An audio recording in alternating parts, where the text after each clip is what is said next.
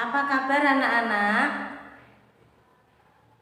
Alhamdulillahirabbil alamin. Semoga anak-anak pada pagi hari ini dalam lindungan Allah Subhanahu wa taala dan diberi kenikmatan, diberi kesehatan dan diberi keimanan yang masih melekat pada diri kita masing-masing ya.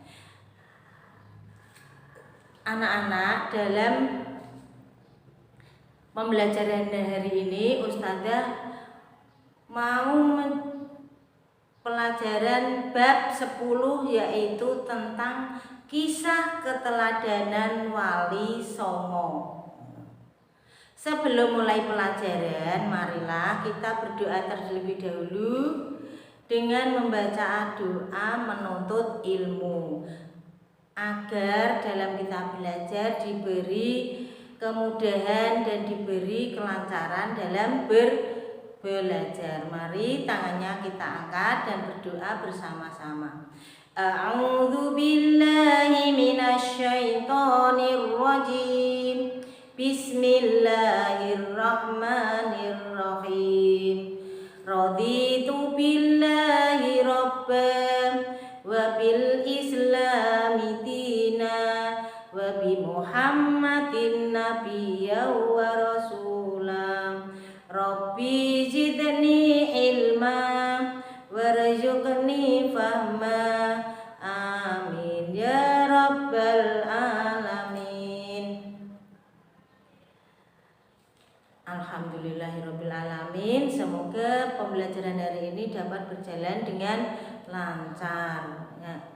Sebelum dimulai pembelajarannya, sebelum pembahasan yang akan dipelajari, Ustazah mau menyampaikan tujuan belajarnya dahulu ya. Tujuan pembelajarannya yaitu satu, diharapkan anak-anak nanti bisa meyakini keimanan Wali Songo kepada Allah Subhanahu wa taala ya. Keyakinan Wali Songo terhadap Allah Subhanahu wa taala. Yang kedua, dapat memahami kisah teladan Wali Songo. Yang ketiga, dapat menceritakan kisah keteladanan Wali Songo dalam menyebarkan agama Islam di Indonesia atau khususnya di tanah Jawa ini ya. Marilah kita bahas apakah Wali Songo. Wali Songo adalah merupakan sebutan bagi 9 orang wali yang telah berperan dan berjasa dalam menyebarkan agama Islam di tanah Jawa atau di Indonesia. Wali Songo adalah ulama atau aulia yang harus kita yakini, kita teladani sebagaimana firman Allah dalam surat Yunus ayat 62 dan 63 yang berbunyi sebagai berikut. A'udzu billahi minasyaitonir rajim. Bismillahirrahmanirrahim.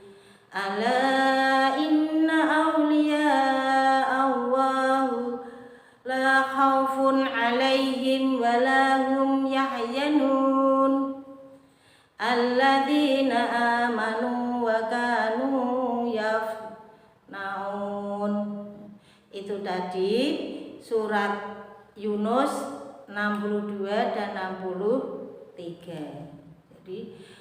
Jadi wali Allah adalah orang-orang yang beriman dan bertakwa yang dianggap telah dekat dengan Allah Subhanahu wa taala, yang senantiasa mengajarkan hal-hal yang wajib dan menjauhi hal-hal yang makruh.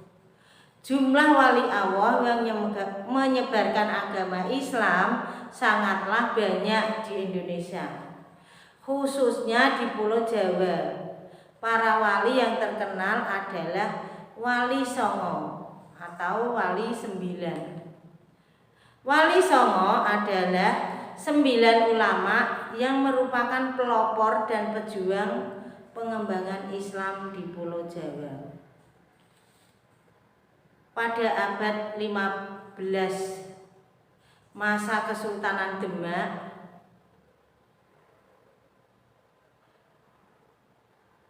para penyebaran agama Islam dilakukan oleh Wali Songo, yaitu dengan cara pendekatan kebudayaan masyarakat. Dengan alasannya, karena pada waktu itu masyarakat Jawa sangat kental dan menyukai kebudayaannya, seperti wayang, tembang-tembangan, syair-syair, dan lagu-lagu yang berpantun-pantun seperti pantun-pantun keagamaan. Keimanan dan ketakwaan yang dimiliki Wali Songo sangatlah tinggi dan kuat, tanpa dicampuri dengan kesyirikan, sehingga dapat memotivasi masyarakat untuk terus melakukan dakwah Islam dan perbuatan-perbuatan yang diperintahkan oleh Allah Subhanahu wa Ta'ala, serta menjauhi semua perbuatan yang dilarang oleh agama. Sekarang dilanjutkan dengan nama-nama Wali Songo yang sudah berjasa berdakwah di tanah Jawa. Yang pertama yaitu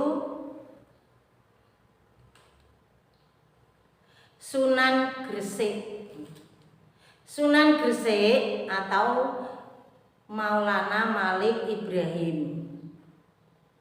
Nama asli Sunan Gresik adalah Maulana Malik Ibrahim karena pengabdiannya di Gresik, Jawa Timur, dan mendapat gelar Maulana Maghribi dan mendapat gelar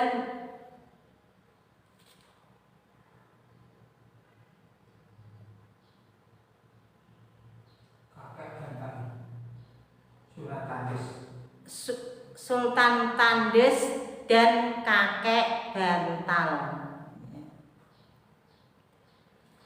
Dalam berdakwah,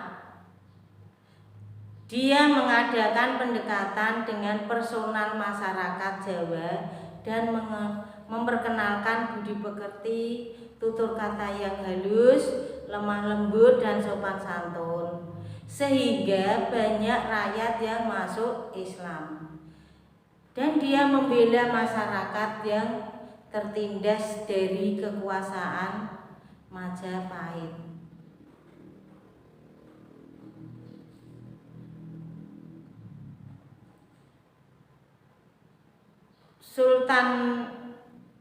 Sunan Gresik atau Maulana Malik Ibrahim, dia wafat pada tanggal 12 Rabiul Awal atau 9 April 1419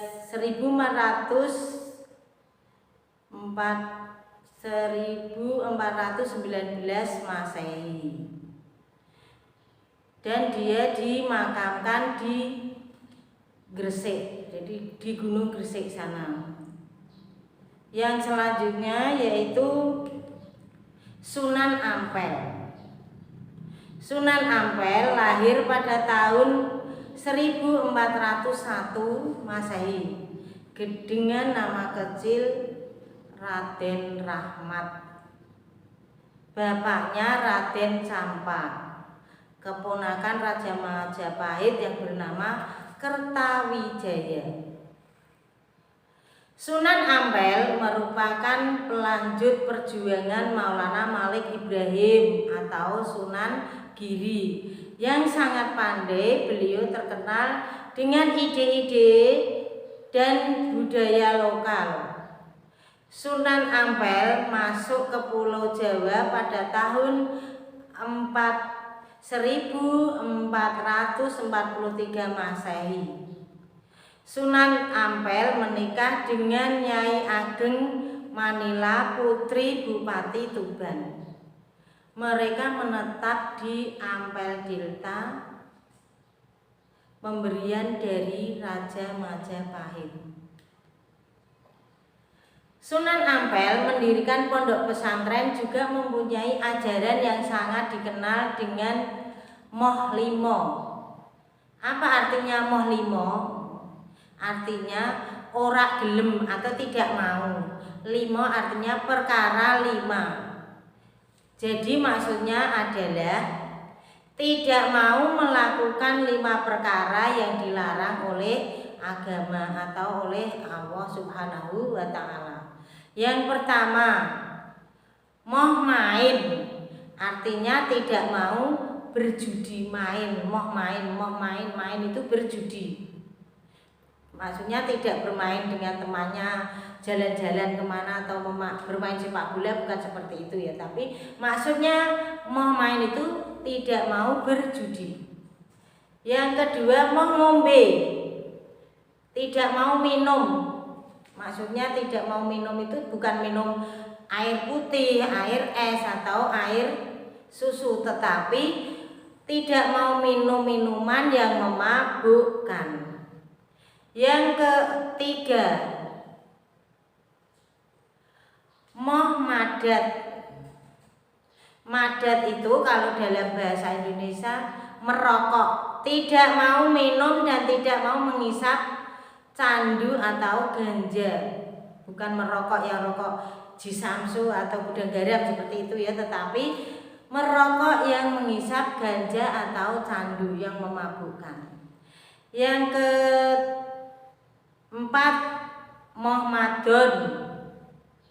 Keempat, moh madon, maksudnya madon itu tidak mau berzina. Yang kelima, moh maling, maksudnya tidak mau mencuri.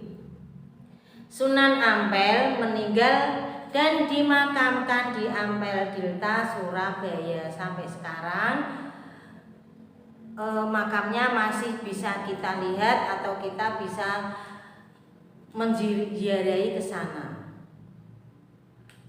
Boleh kalau kita mau melihat ke Sunan Ampel. Yang selanjutnya Sunan Derajat atau Sunan Bonang.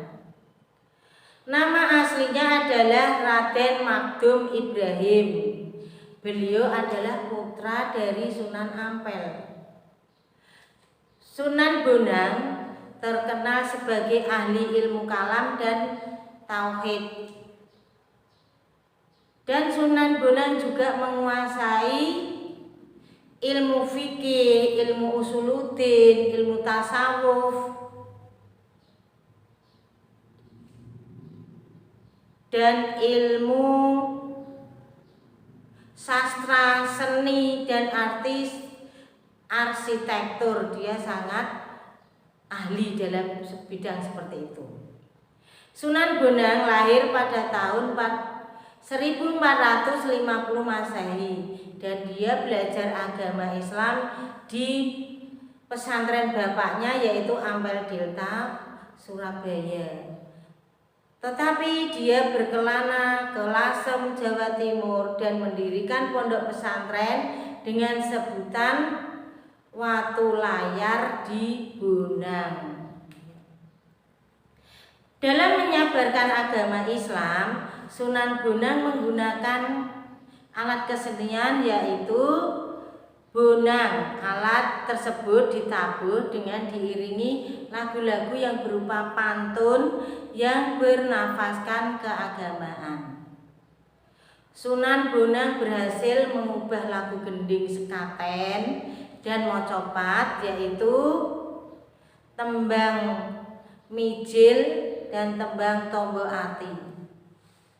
Anak-anak bisa mendengarkan kalau pas adzan-adzan itu ada ujian tentang tombo ati ya. Nanti bisa dipraktekkan kalau anak-anak adzan di musola atau di masjid. Ujiannya seperti itu. Karena itu dia dianggap sebagai pencipta gending pertama dalam rangka mengembangkan ajaran Islam di tanah Jawa. Itu tadi pelajaran kisah tentang Wali Songo. Tidak Ustazah lanjutkan sampai ke 9 dulu karena waktunya tidak mencukupi, makanya dilanjutkan minggu yang akan datang. Cukup sekian dulu, marilah kita tutup dengan doa kafaratul majlis. A'udzu billahi minasyaitonir rajim. Bismillahirrahmanirrahim. Subhanakallahumma wa bihamdika asyhadu an la ilaha illa anta astaghfiruka wa atubu ilaik. Wassalamualaikum warahmatullahi wabarakatuh.